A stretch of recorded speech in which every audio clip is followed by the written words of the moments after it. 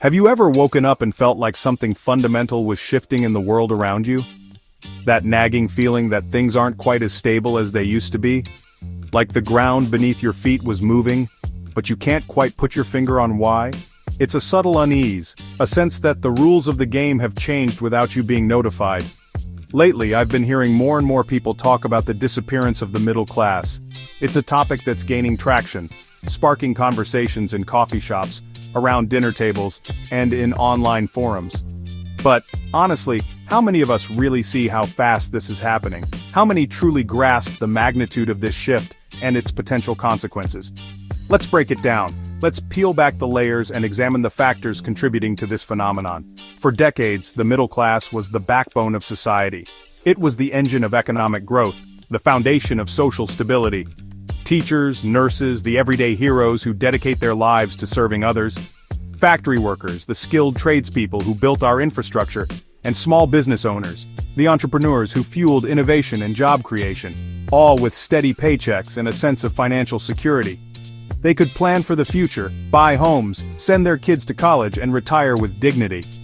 But now, with the economy on a roller coaster and layoffs hitting hard, the landscape has drastically changed. The stability that once defined the middle class is eroding, especially for jobs once considered safe, jobs that were thought to be immune to economic downturns. That sense of security is vanishing, replaced by anxiety and uncertainty about the future. A lot of this comes down to technology, the relentless march of progress that's reshaping our world, specifically, artificial intelligence. The rise of AI is not just a technological revolution, it's an economic and social transformation. AI isn't just changing how we work, it's altering the very nature of work itself. In many cases, it's making middle-class jobs obsolete, rendering skills and expertise that were once highly valued redundant. Automation is sweeping through offices, streamlining processes, and eliminating the need for human workers in many tasks. Stores where self-checkout kiosks and automated inventory systems are becoming increasingly common.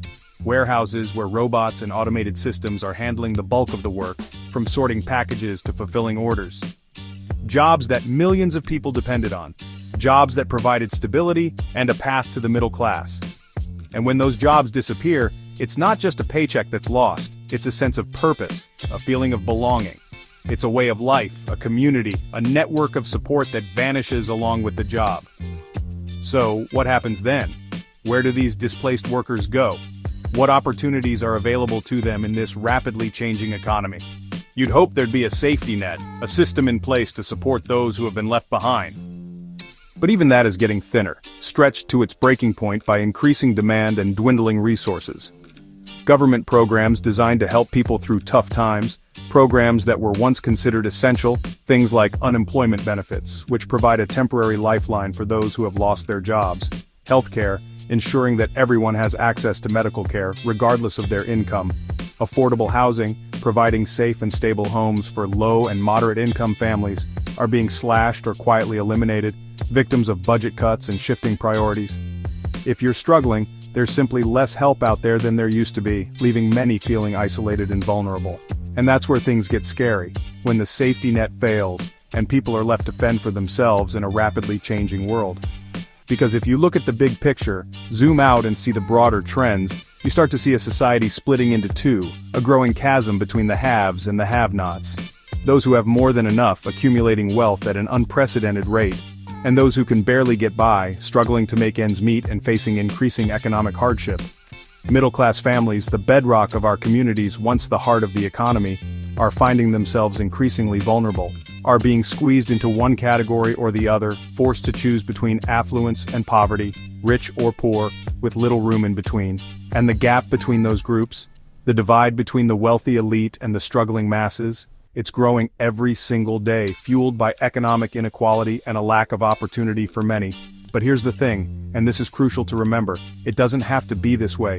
We have the power to change course and create a more equitable future.